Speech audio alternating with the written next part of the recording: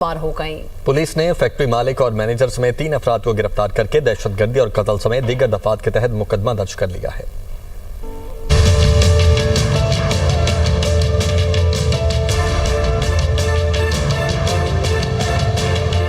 فیصل آباد کے علاقے ملک پور میں واقع کیمیکل فیکٹری میں جمعے کی صبح زوردار دھماکہ ہوا، جس سے فیکٹری اس سے ملحقہ 2 فیکٹریوں اور 9 گھروں کی چھتیں اور دیگر تعمیرات زمیں بوس ہو گئیں، جبکہ فیکٹری میں موجود کیمیکل کے کنٹینرز میں شدید آگ بھڑک اٹھی۔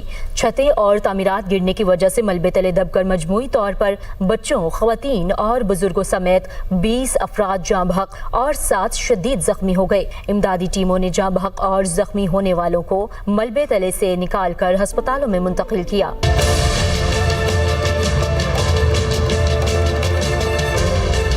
فیکٹری دھماکے میں جاں بحق ہونے والوں میں ایک ہی خاندان کے 7 افراد بھی شامل ہیں۔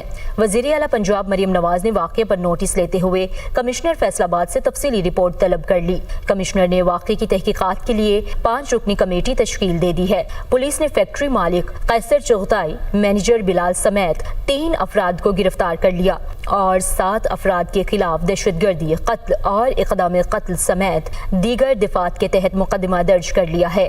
واقعے میں جاں بحق 17 افراد کی نماز جنازہ ملک پور اور مقامی علاقوں میں ادا کر دی گئی ہے۔